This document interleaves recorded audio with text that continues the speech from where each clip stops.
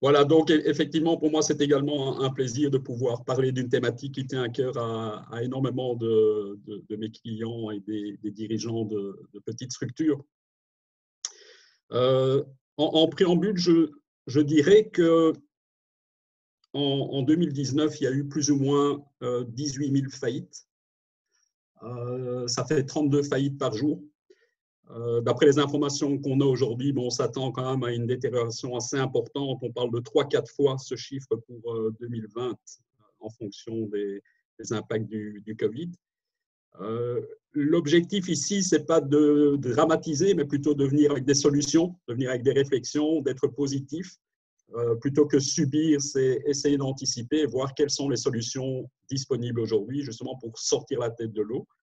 Il faut savoir que dans les faillites que j'ai mentionnées, la plupart d'entre elles ne sont pas liées à une problématique de produit, de service. Donc, en général, ça ne pose pas de problème particulier à ce sujet-là. Mais par contre, un problème de cash. Raison pour laquelle le séminaire ici proposé va avoir d'autant plus d'importance. Alors, je commencerai en faisant une petite analogie avec le dentifrice. Je dis le cash, c'est comme le dentifrice. Alors, ça peut paraître assez paradoxal, mais la réalité, c'est quand on a un beau tube de dentifrice, on y va allègrement, on remplit bien sa brosse et tout va bien dans le meilleur des mondes. Et lorsque les choses vont moins bien, en particulier au niveau du cash, on s'aperçoit aussi que là, on va essayer d'appuyer un maximum sur le tube pour dégager un maximum de dentifrice. Et donc, je crois que la gestion de trésorerie, c'est un peu ça en résumé. On est dans un contexte habituel qui est celui d'une concurrence accrue, d'une globalisation, des menaces opportunités qu'on voit tous les jours dans nos business. Mais à côté de ça, il y a de fait un événement assez particulier. On sait que le monde aujourd'hui dans lequel on vit, il est volatile. Les choses évoluent très, très vite. Il est incertain. Ce qui est vrai aujourd'hui ne sera pas vrai demain. Il est complexe parce qu'il y a beaucoup d'intervenants, des interactions, un système de plus en plus complexe, effectivement. Et l'ambiguïté, en termes de causalité, les résultats, c'est dû à quoi? Il n'y a plus une réponse qui colle. Il y a beaucoup d'interprétations. Donc, les choses sont beaucoup plus difficiles à lire dans le marché. On a parlé récemment, et aux États-Unis en particulier, on a parlé du Black Swan, ou le cygne noir, qui est en fait un vocable utilisé par un économiste qui s'appelle Taleb, qui fait référence tout simplement à un événement improbable et qui a un impact exceptionnel. Et c'est clair qu'aujourd'hui, le Covid nous entraîne tout droit dans cette lignée. Et effectivement, on est face à quelque chose qui était tout à fait inattendu. Voilà, on connaît les événements de Wuhan aujourd'hui depuis décembre. Et on s'aperçoit que finalement, on a quand même réagi avec plus de 3 mois de retard. Donc, on n'y a pas cru. Et le cygne noir est apparu et on sait ce qu'il en est aujourd'hui. Alors, ce que je vais tenter de faire aujourd'hui, c'est de pouvoir répondre à un certain nombre de questions. Donc, elles sont listées. Je ne vais pas y aller spécifiquement. On va pouvoir les partager ensemble. Et bien entendu, je serai disponible pour toutes vos questions. L'idée ici, c'est de parcourir le webinaire en 1 heure. En ce qui me concerne, si ça déborde un peu, ça ne pose aucun problème. Donc, il faudrait voir de votre côté au niveau de vos agendas si c'est jouable ou pas.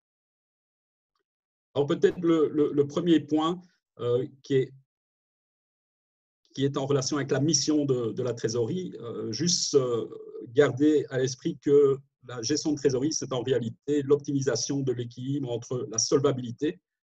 Solvabilité, c'est la capacité à faire face à ses engagements et la rentabilité de l'entreprise.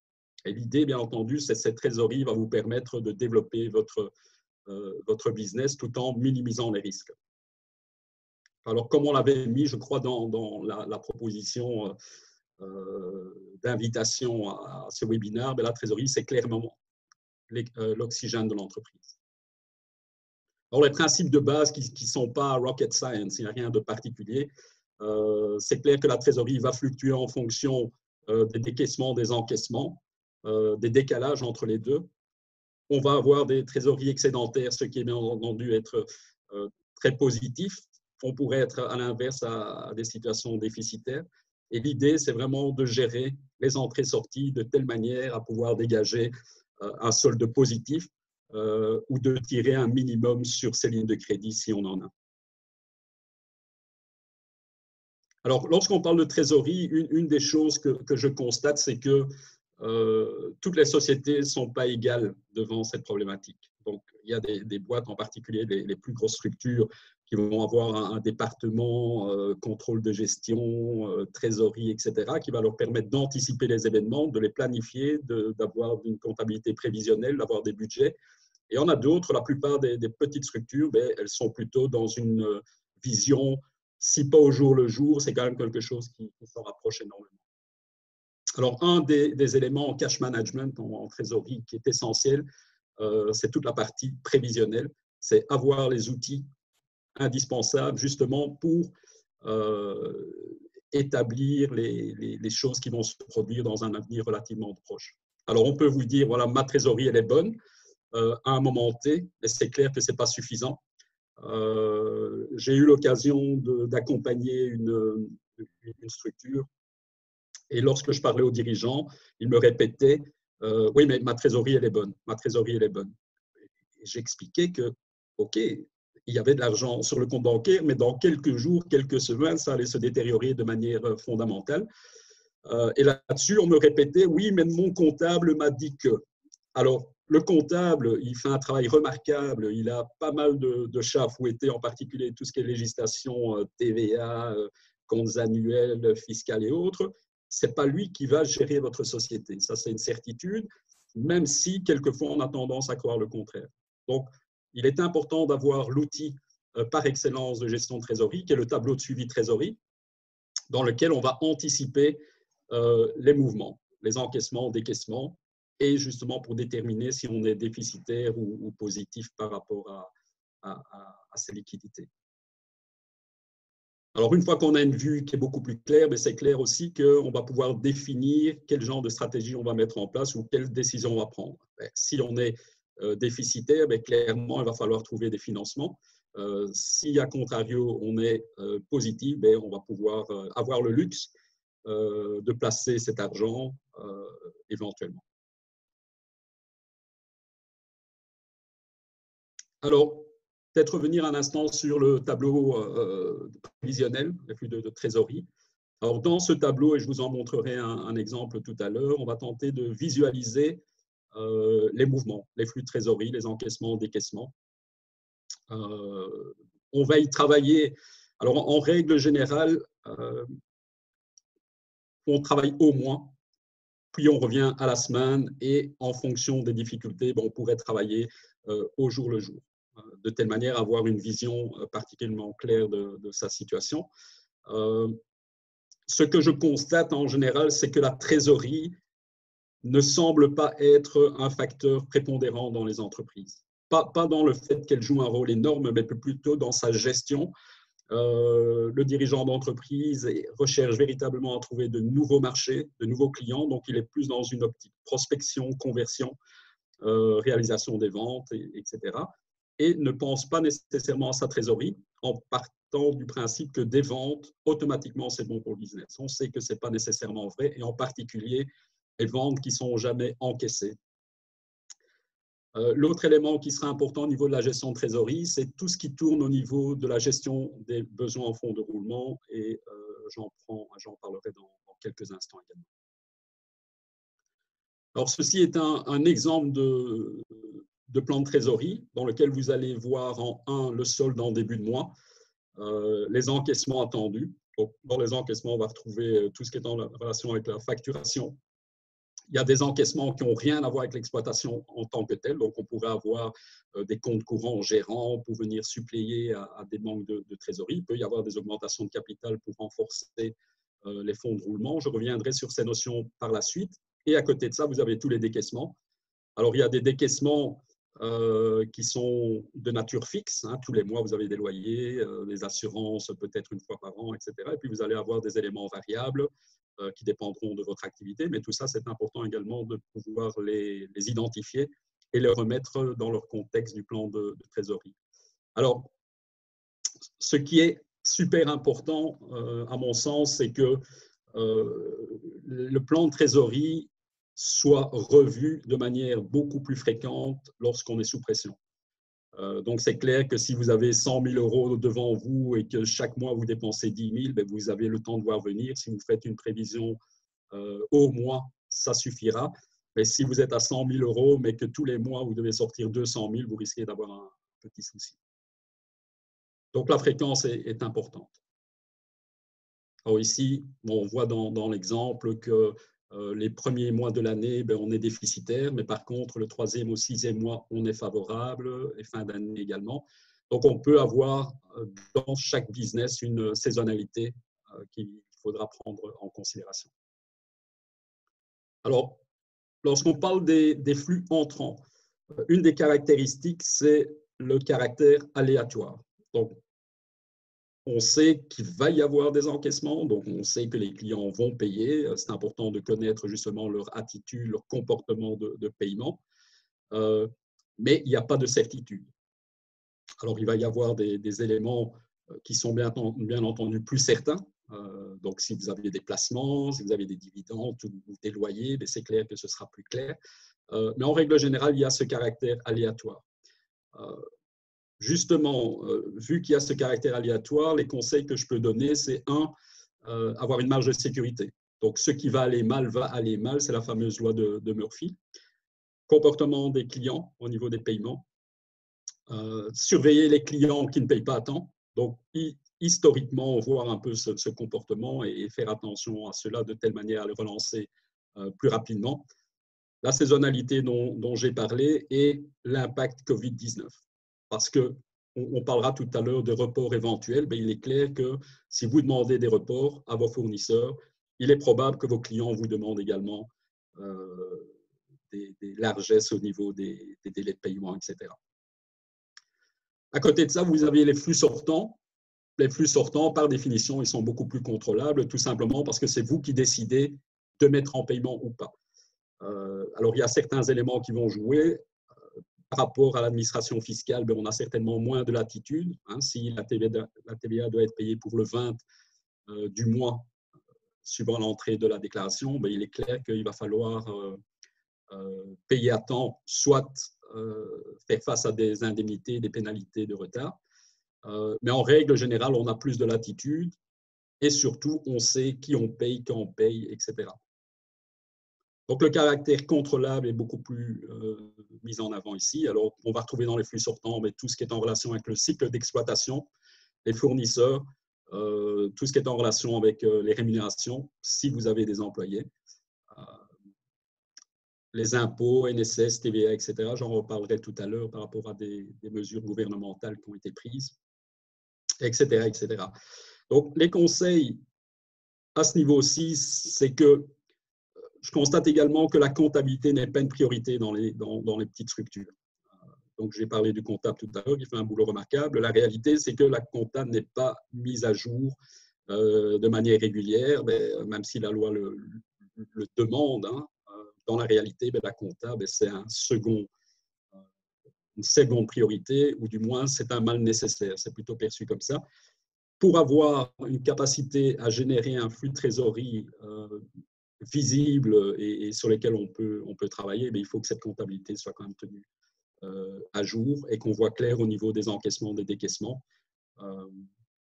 Et cette fameuse marge de sécurité, en particulier au niveau des flux entrants. Alors, j'avais montré tout à l'heure le tableau de trésorerie.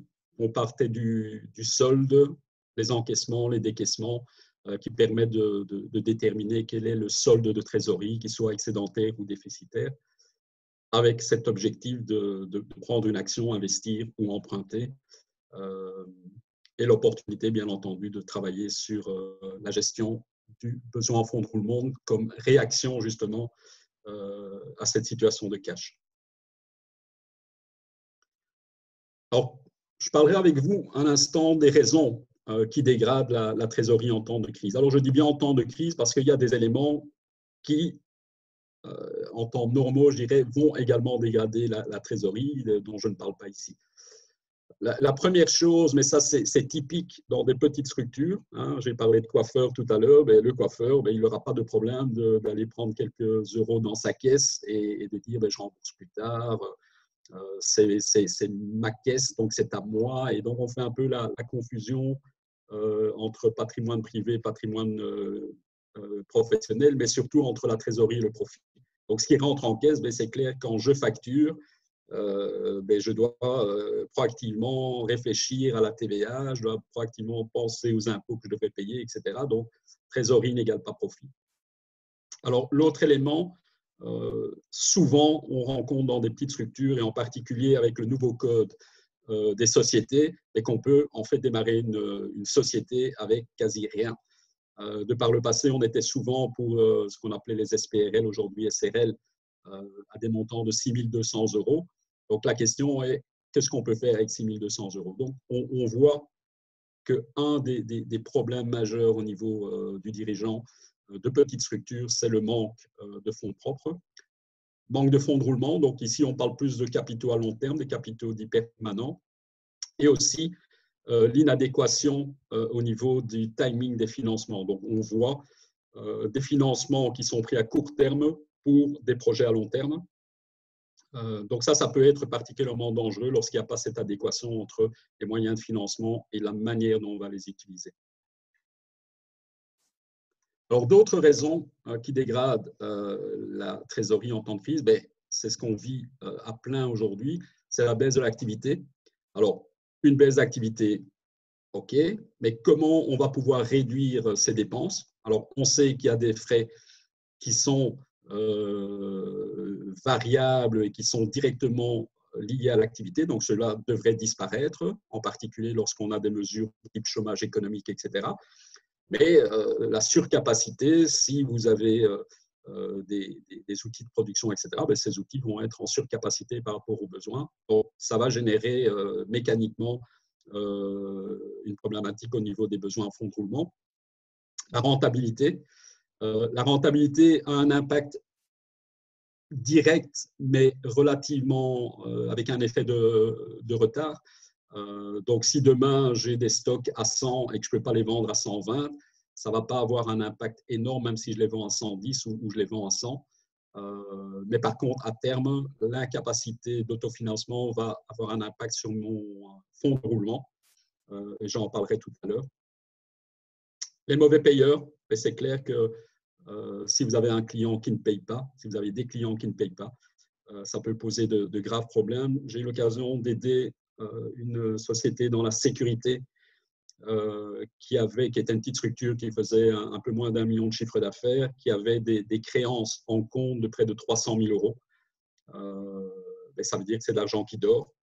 Le problème des clients mauvais payeurs, voire défaillants, c'est que si vous ne les relancez pas, ce n'est pas eux qui vont se présenter en vous disant « je vous dois de l'argent, je vous les paye à ce moment-là ou à un autre ». Je crois qu'il faut pouvoir le relancer, il faut avoir des procédures de relance, de recouvrement de créances qui soient solides. Ça, c'est un élément qui peut aider, bien entendu. Et puis, la gestion insuffisante des besoins en fonds de roulement. Je reviens sur le besoin en fonds de roulement dans un instant. Alors, les fonds de roulement, en règle générale, dans ce diagramme, ce qu'on voit, on a d'une part les fonds de roulement qui sont représentés par les capitaux propres, les emprunts à long terme, et d'autre part, vous avez les actifs à long terme qui sont les immobilisations en règle générale, bâtiments, terrains, matériel, mobilier, etc., etc. Donc, la différence entre ces deux éléments va vous donner le fonds de roulement net. Et ce qui vous reste, en théorie, va vous permettre de financer vos besoins en fonds de roulement. Donc, le cycle d'exploitation, si on prend le cycle d'exploitation et les besoins en fonds de roulement, de manière simpliste, on dira que ce sont les stocks plus les clients, moins les fournisseurs. Et cette différence-là devra être financée. Alors, en étant beaucoup plus large, on dira que c'est les fameux actifs circulants, donc les actifs à moins d'1 an hors cash, moins le passif circulant, donc les obligations à moins d'1 an. Mais de manière simpliste, en règle générale, on fait référence au stock client moins fournisseur. Alors, sur le diagramme qui est présent ici, c'est tout simplement montrer ses besoins en fonds de roulement, où on voit que le 1er janvier, on réceptionne des marchandises, on les paye à 45 jours ou 30 jours fin de mois. On fait la livraison vers le client paye. Le cycle dans son intégralité représente 145 jours. On voit que vous avez un crédit organique du fournisseur pour 45 jours, donc il reste à financer 100 jours. Donc, c'est ce besoin de fonds de roulement que vous devez être capable de gérer. Alors, en termes algébriques, je dirais, simplistes aussi, c'est que si vous avez des besoins en fonds de roulement qui sont en ligne avec votre fonds de roulement net, bien, votre trésorerie elle est égale à 0. Mais si par contre vos besoins en fonds de roulement sont supérieurs à vos fonds de roulement, bien, ça va être une tension énorme sur votre trésorerie, donc vous serez déficitaire. Et à contrario, si vos fonds de roulement sont supérieurs à vos besoins, vous êtes en situation positive. Alors bon, c'est clair qu'on va toujours essayer de favoriser la troisième option. La réalité fait qu'en particulier aujourd'hui, il y a une énorme pression sur la trésorerie. Il y avait un article du syndicat neutre des indépendants qui disait que l'indépendant aujourd'hui en Belgique avait en moyenne 3 semaines de trésorerie. Donc, ça veut dire qu'en gros, aujourd'hui, il n'a plus de trésorerie et il peut se faire aider dans une certaine mesure. Mais on sait que les aides existantes, bien qu'elles soient le bienvenu, elles sont tout à fait insuffisantes. Donc, il doit tirer sur ses économies propres et donc, ça pose bien entendu des problèmes. Alors, une notion que je trouve assez intéressante durant cette période, puisqu'aujourd'hui, on peut presque être assimilé à une société en phase de démarrage, une start-up, dans la mesure où il n'y a pas grand-chose qui rentre. Alors, la consommation de cash peut être définie par un ratio qu'on appelle le cash burn ou le burn rate, qui est tout simplement la trésorerie à un certain moment comparée à des charges fixes. Si on les prend mensuellement, bon, on va avoir un nombre de mois. Et donc, vous savez qu'avec le cash disponible, vous allez pouvoir tenir un certain nombre de mois. Alors, soit vous êtes toujours dans une optique de business habituel et vous allez dépenser de la même manière, comme vous pouvez prendre des actions de réduction de coûts de telle manière à pouvoir tenir plus longtemps avec le cash. Alors, dans les réductions de coûts, il y a des véritables réductions de coûts, mais il y a aussi des reports. Donc, on va prendre l'exemple de sociétés avec lesquelles j'ai eu l'occasion de travailler en demandant aux propriétaires de pouvoir postposer ou réduire le loyer pendant un temps, en sachant que la dette est toujours exigible, mais elle est reportée. Mais c'est clair que ça va vous permettre de réduire la sortie de cash pendant un moment, mais avec un pic à un certain moment. Donc, c'est pas vraiment... c'est reporter le problème quelque part en espérant des jours meilleurs. Mais il y a des vraies réductions de coûts.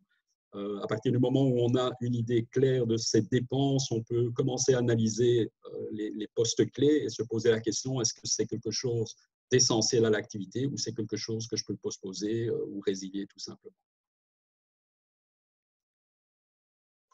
Alors, quels sont les éléments qu'on peut mettre en évidence pour améliorer la trésorerie? Alors bon, il est clair qu'un des points, c'est l'augmentation des encaissements. Alors, il y a 3 volets que j'ai mis en évidence ici. Un, c'est au niveau des délais de recouvrement de créances. Je suis assez étonné de voir que dans des TPE, PME, on travaille avec certaines sociétés et on n'a même pas fait un due diligence en termes de credit check, s'assurer que le client est solvable, s'assurer qu'il ait une limite de crédit, s'assurer d'avoir des conditions de paiement bien définies, d'avoir une procédure en interne, que ce qu'on fait, la facture est envoyée, elle n'est pas payée à temps, comment on gère ça. Donc, il y a des méthodes qui existent, il y a des procédures qu'on peut mettre en place. Tout ce qui est en relation avec le factoring, qui peut être un élément également pour accélérer les encaissements. Il y a d'autres techniques dont je reparlerai tout à l'heure. Aussi, un élément qui peut être assez aberrant, mais il y a des sociétés qui aujourd'hui attendent la fin du mois pour émettre leurs factures. Donc, elles font les travaux pendant tout le mois. Et puis, fin de mois, ben, c'est le jour des factures et on émet les factures. Alors, bon, c'est clair que si vous émettez votre facture le 30 du mois, ben, si vous donnez 30 jours, ben, ce sera 30 jours par rapport à cette date, alors que les travaux ont peut-être été effectués 15 jours avant. Donc, vous gagneriez 15 jours. Pour autant, bien entendu, que la facture soit payée. Et donc, voilà des petits réflexes qui peuvent aider. Alors, l'autre chose, on en reparlera, c'est au niveau des sources d'encaissement, c'est trouver des moyens de financement, soit en interne par rapport aux associés, gérants, soit en externe par rapport à des financements à court terme, par exemple, banquiers et autres. Il y a des financements alternatifs, des aides publiques, on parle du crowdfunding, on parle du crowdlending, où la foule, entre guillemets, va vous prêter de l'argent pour un taux qui peut être plus ou moins compétitif. En règle générale, ça demeure quand même des taux assez importants. Donc, vous avez un organisme qui s'appelle Look and Fin, par exemple, qui propose également des prêts via sa plateforme Crowd. Mais ce sont quand même des prêts à du 7-8%, plus des frais de dossiers et autres, et on arrive facilement à des 10-12%. Donc, voilà, ce n'est peut-être pas les financements les moins chers. Et puis, un autre élément pour augmenter vos encaissements, c'est vous poser la question par rapport à vos actifs. C'est vous dire, est-ce que ces actifs sont productifs, sont nécessaires? Il y a des sociétés qui ont des machines, par exemple, qui ne sont plus utilisées, mais pourquoi pas les vendre?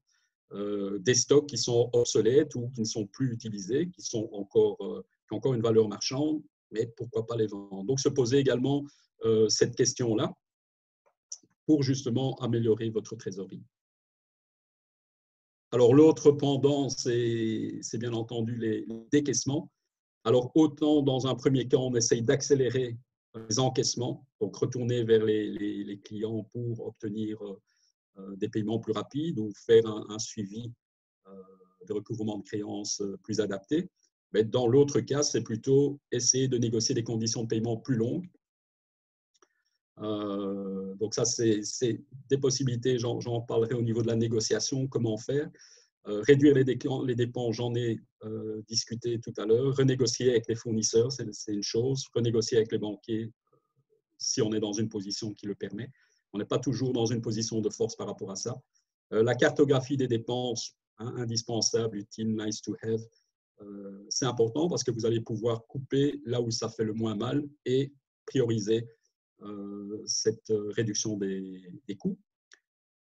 Un élément, lorsqu'on parle des besoins en fondement, on a vu qu'il y avait les clients, il y avait les fournisseurs qui finançaient les besoins d'exploitation, mais il y a aussi les stocks. Alors, s'assurer que le niveau de stock est adéquat. On peut avoir des niveaux de stock qui sont exagérés. Je travaille avec une société, où j'ai eu l'occasion de travailler avec une société où on fait les commandes en fonction du feeling. Donc, on se dit, c'est un produit qui va marcher. Je vais en commander 10. Je ne vais pas en commander 5. Je vais en commander 10 parce qu'en commandant 10, j'ai 10% de réduction de prix. Donc, c'est génial. Sauf que, à un moment donné, vous vous rendez compte qu'il vous en reste 5 ou 6 en stock. Vous ne les avez pas vendus. Vous avez immobilisé du capital et que finalement, vous allez devoir brader vos stocks pour revenir dans votre trésorerie. Donc, c'est quand même dommage d'en arriver là. Donc, avoir une gestion de stock professionnalisée avec des outils adéquats.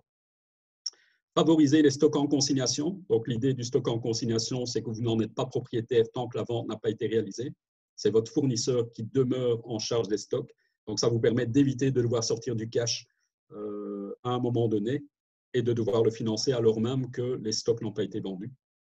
Et puis, réduire les délais de livraison. C'est clair que si vous commandez aujourd'hui, que vous avez la livraison dans les 24 heures, c'est beaucoup mieux que comme on l'a rencontré aujourd'hui avec les masques chinois, c'est de devoir commander aujourd'hui pour recevoir quelque chose dans 6 semaines au plus tôt, puisqu'en règle générale, c'est le temps nécessaire pour un bateau de quitter la Chine pour venir vers Anvers.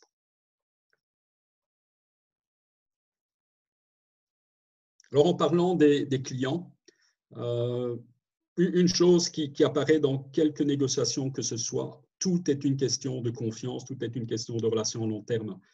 Il est clair que si je demande une faveur à un partenaire, que ce soit client ou fournisseur, si ma relation est détériorée, il est probable que je n'obtienne pas gain de cause et qu'on n'essayera pas de m'aider. La même chose ici par rapport à un client, on peut lui demander une aide, donc par exemple de nous payer anticipativement. On peut lui offrir éventuellement un escompte pour ce faire, mais il va accepter la proposition en fonction d'abord de sa propre trésorerie, bien entendu, mais aussi en fonction de cette fameuse relation à long terme.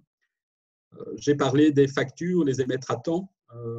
Il y a l'e-invoicing, qui est également un outil d'accélération de facturation.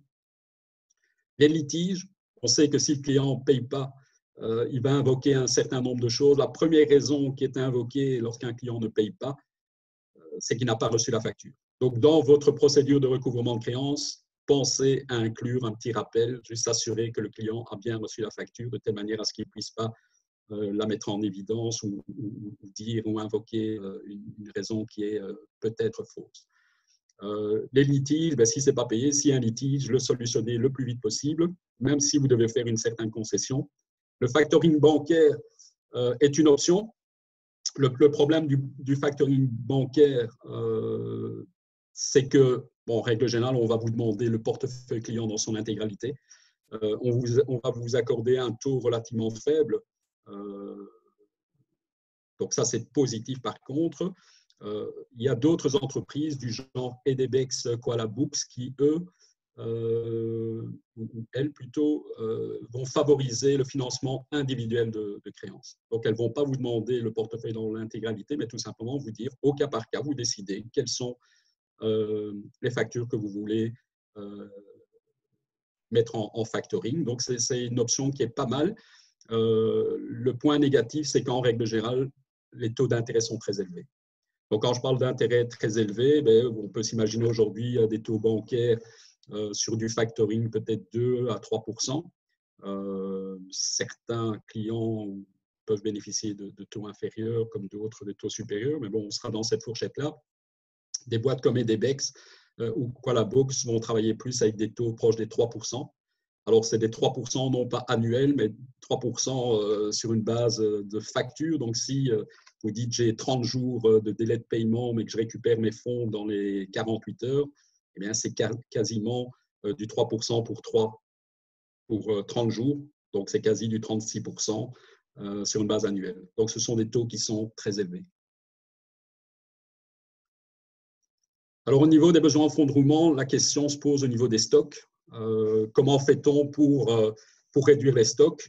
Alors, une des choses qui est quand même essentielle, c'est bien comprendre son business. Voilà, c'est quoi mes prévisions de vente, hein, puisque finalement, mes stocks sont liés à ce que j'attends en termes de vente dans les jours, les semaines à venir. C'est bien comprendre la saisonnalité. La situation de crise qu'on connaît, c'est clair qu'il y a un arrêt de l'activité, les ventes ne sortent pas comme il était prévu. Donc, comprendre tous ces éléments-là. Un élément en termes de stock, c'est toute la partie logistique, toute la partie supply chain qu'il faut pouvoir maîtriser, comprendre les marges bénéficiaires, comprendre également son mix produit. Hein, se dire, voilà, j'ai des stocks, mais quels sont les produits qui tournent, quels sont les produits qui tournent moins, où je mets le focus. Il y a la fameuse loi de Pareto 80-20. C'est également se poser cette question-là. Est-ce qu'il est nécessaire d'avoir tout en stock? On peut se dire, on met en ce moment le focus sur certains produits, tout simplement pour s'assurer qu'on rentre dans les clous en termes de trésorerie. Ayez également des indicateurs de performance. Donc, j'ai parlé de mon client qui faisait ses commandes en fonction de la direction du vent.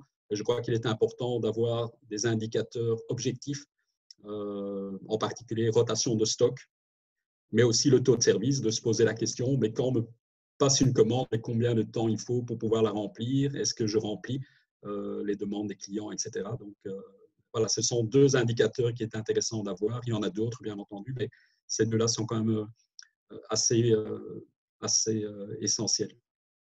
Alors, je parlais tout à l'heure de l'adaptation des stocks pour essayer de les conformer à l'activité, au niveau de l'activité.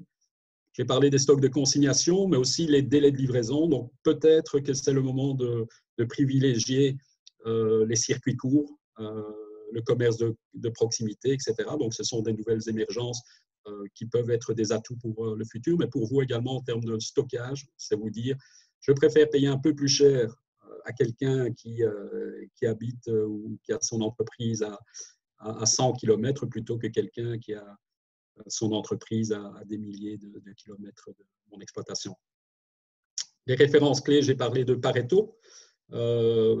Et dans cette optique, il est peut-être préférable d'avoir des ruptures de stock parce que les coûts liés à une perte d'une vente sur un produit qui n'est pas essentiel est peut-être moindre que l'avoir en stock et qu'il n'y ait pas de rotation. J'ai parlé d'obsolescence, donc les articles dormants, mais s'il faut les liquider, liquidez-les, même si vous devez les vendre en dessous du prix de revient, mais ce n'est pas un souci. La priorité, c'est le cash, il faut que le cash rentre, et donc se poser la question également par rapport à ça. Et le dernier point que je voulais mettre en exergue, c'est les quantités minimum commandées. Vous avez certains fournisseurs qui vous disent, ben, moi je vous livre si vous me commandez pour X euros. En plus, je vous fais une faveur parce que les frais de livraison, je ne vous les charge pas. À un moment donné, c'est de se dire, moi, je préfère travailler avec des quantités moindres, idéalement les négocier avec le fournisseur pour éviter les pénalités, mais quitte à ce que ça me coûte un peu plus cher pour préserver ma trésorerie, c'est quelque chose d'essentiel.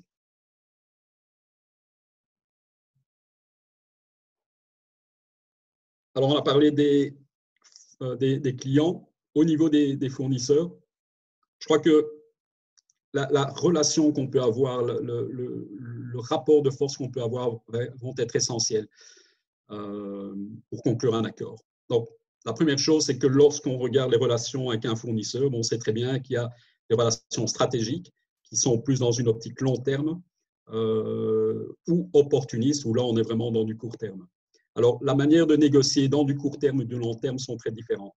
Dans du court terme, on est plutôt sur le prix et les conditions adjacentes, parce qu'il n'y a effectivement pas que le prix. Mais on est là pour faire ce que je qualifierais du win-lose. Donc, moi, je suis gagnant en tant que client et vous, fournisseur, vous êtes perdant.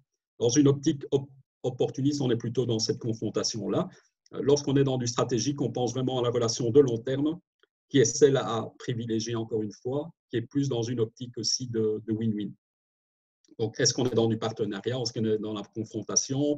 Est-ce que c'est un fournisseur qui a une position de monopole, oligopole ou qui est tout simplement un article que je peux trouver ailleurs? Donc, tout ça va faire que le rapport de force va être altéré et va permettre ou non la négociation. Alors, en ce qui me concerne, je crois que ce qui marche le mieux, c'est quand même la relation win-win, puisqu'on a un intérêt commun, c'est d'être bien entendu approvisionné pour pouvoir répondre aux besoins de mes clients. Et puis de l'autre côté, c'est s'assurer en tant que fournisseur d'être payé à temps et de pérenniser également la relation. Donc l'historique de la relation, elle est clé. Une des choses dans la négociation qui est toujours intéressante, c'est cette empathie, c'est être capable de se mettre à la place de l'autre. Donc c'est vous mettre à la place de votre client ou vous mettre dans la place de votre fournisseur. Donc, ici, on est dans une situation par rapport au fournisseur. Donc, on espère de l'empathie du fournisseur et qu'il comprenne notre situation. Mais de même, nous devons essayer de comprendre sa position, les impacts que ça peut avoir pour lui, etc. etc.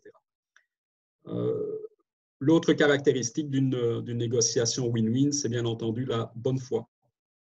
Alors, essayer de manipuler l'autre, ça marche pendant un temps, mais dès qu'on sait que vous êtes dans la manipulation, vous allez peut-être gagner une fois, mais c'est fini, votre réputation va être faite dans le marché et on sait qu'il est très facile de défaire une réputation et très compliqué de la créer, en particulier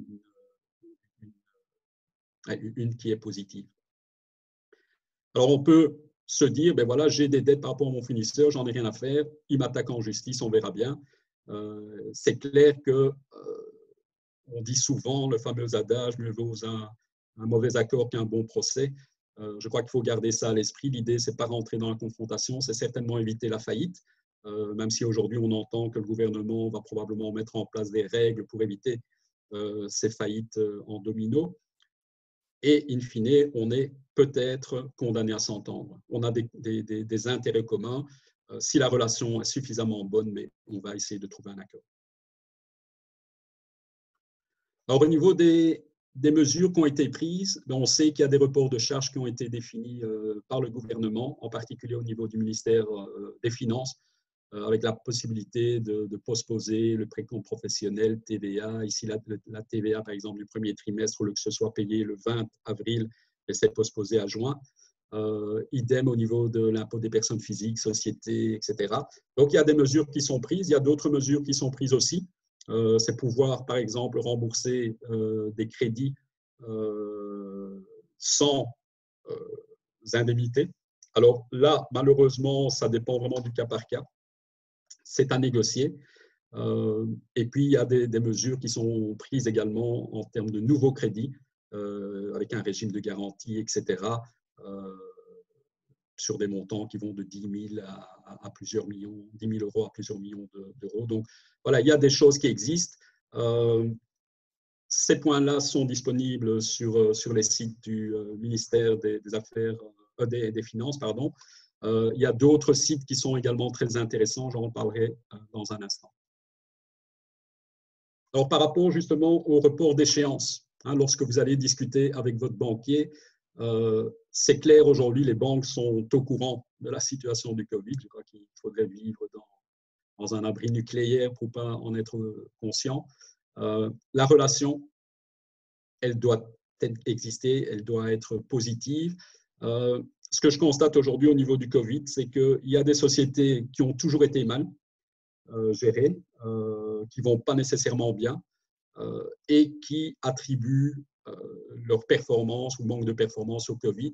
Je crois qu'il y a un effet d'aubaine également, donc il y a des gens qui profitent d'une situation. Et voilà. Si ce n'est pas au détriment d'autres, c'est moins problématique. Et donc, le point que je mets en avant, c'est vraiment la confiance que vous pouvez avoir. C'est est-ce que vous êtes dans un business qui tourne? C'est une situation temporaire ou c'est quelque chose qui est déjà visible depuis des nombreuses années, pré-Covid? Ça, c'est quelque chose de clé.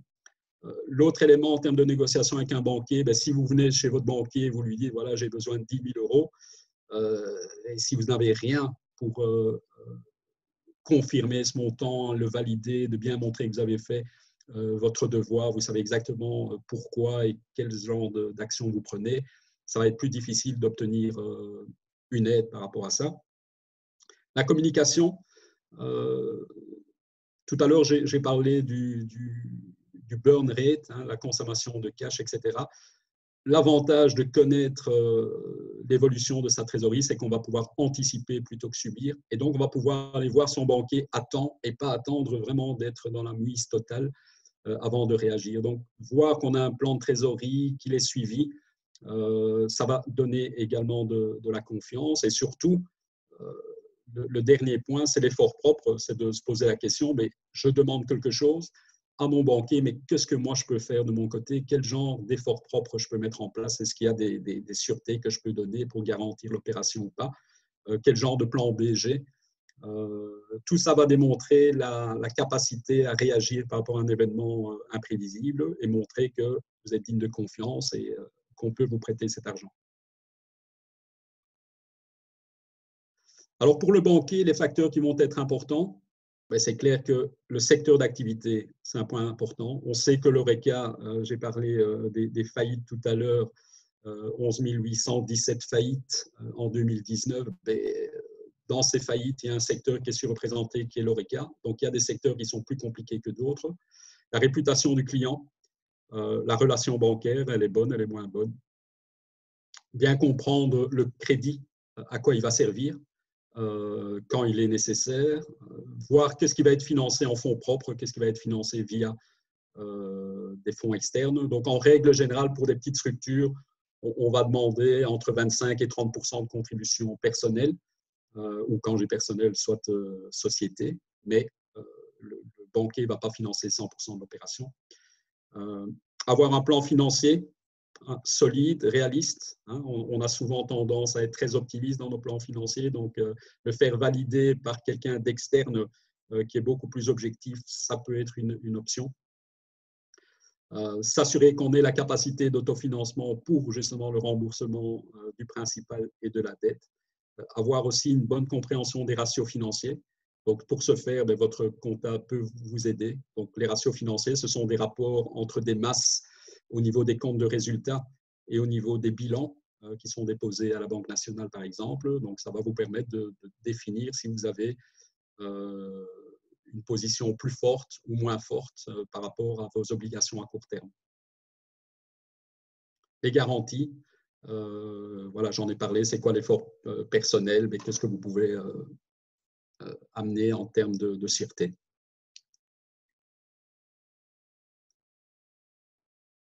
Alors, on a parlé des reports d'échéance, nouveaux crédits bancaires. Voilà, aujourd'hui, il y a un certain nombre de choses qui ont été mises en place par le gouvernement fédéral, dont le report des paiements de dettes bancaires. Donc, il y a des choses qui sont en place. Elles ne sont pas automatiques, mais il faut en faire la demande, mais au moins, elles sont soutenues par une action gouvernementale, donc ça donne un peu plus de crédibilité. Ce n'est pas un élément, un acte individuel, mais c'est quelque chose qui rentre dans une masse qui est liée directement au Covid. Et puis, à côté de ça, il y a des régimes de garantie qui sont mis en place au niveau de nouveaux crédits, avec des durées spécifiques, etc. Mais donc, il y a des choses qui existent. Je vous invite à aller voir le site FEBELFIN, qui est la fédération belge du secteur financier. Donc là, vous pouvez trouver pas mal d'informations. Il y a des petites structures, des courtiers d'assurance et autres, courtiers en crédit qui peuvent vous aider également à voir un peu plus clair dans ces méandres.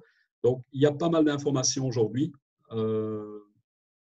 et elles sont vraiment très, très utiles de telle manière à les utiliser et vous mettre dans de meilleures situations en termes de trésorerie. La région wallonne met également des choses en place. Donc, il y a quelque chose qui a été mis en place en avril dernier, qui s'appelle le prêt ricochet. C'est via la Sowalfin.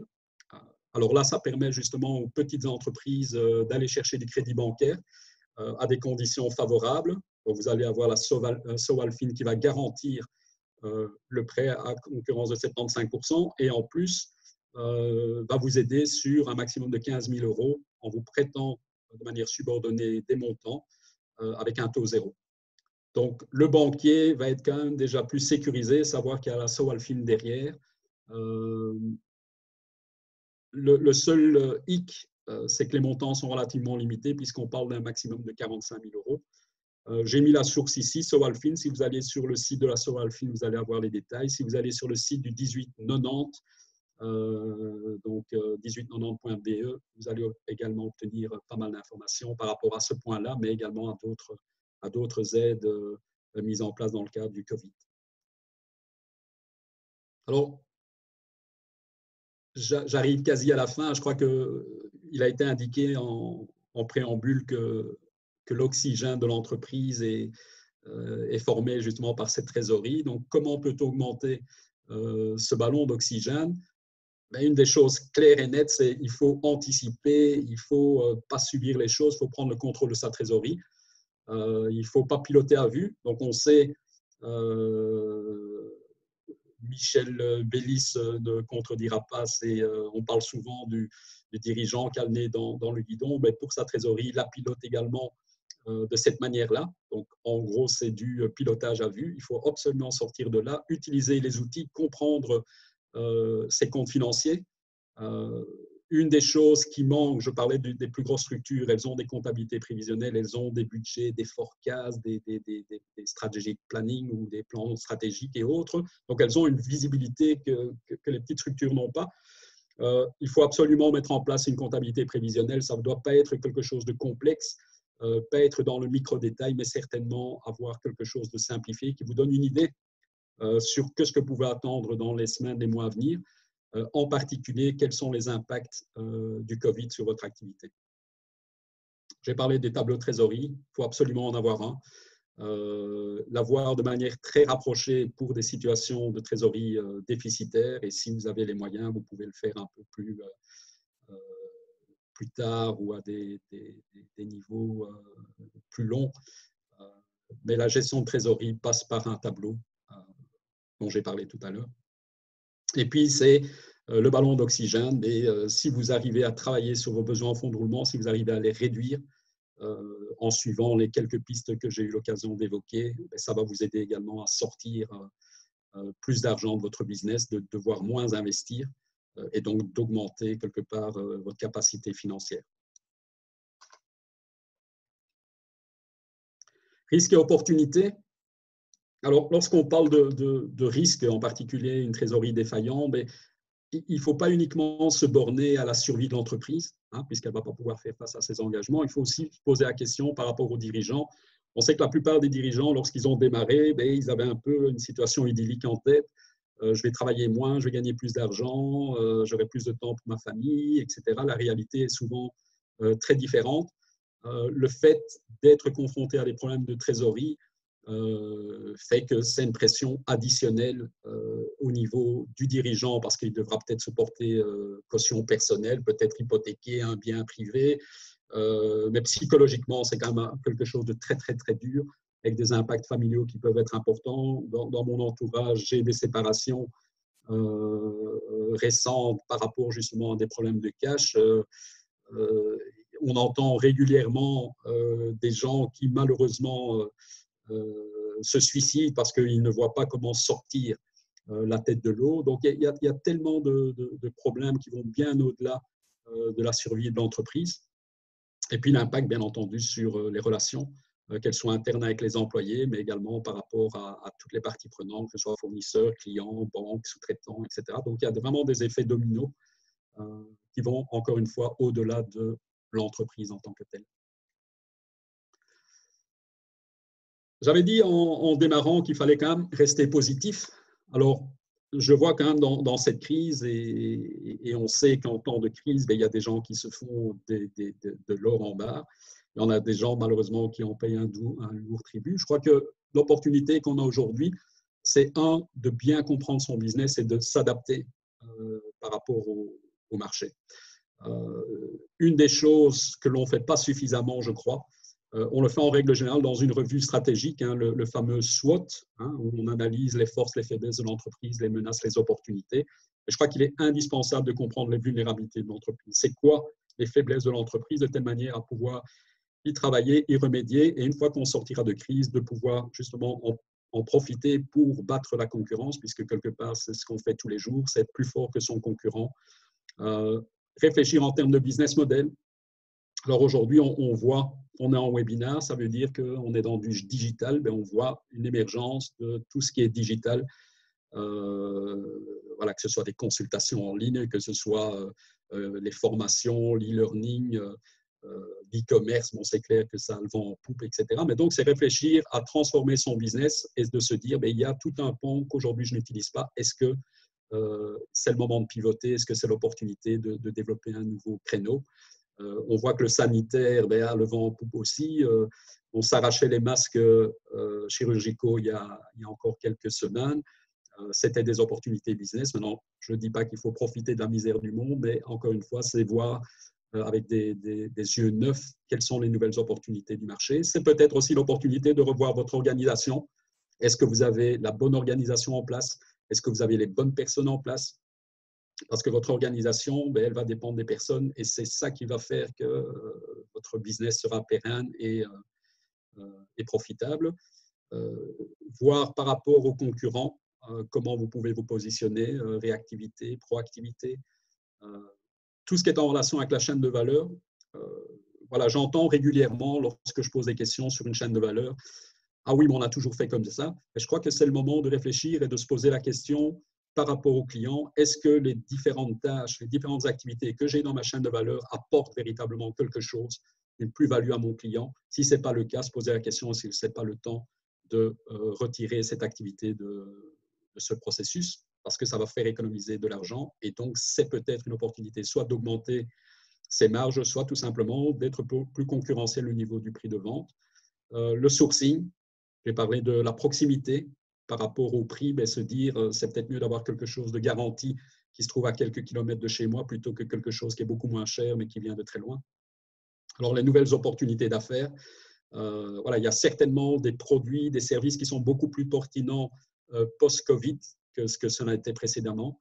Diversification, c'est clair que dans l'Horeca, par exemple, être attablé, c'est un gros problème. Par contre, les takeaways, les livraisons à domicile et autres, c'est quelque chose qu'elle va en poupe et c'est réfléchir à ce genre de nouvelles cordes à votre arc.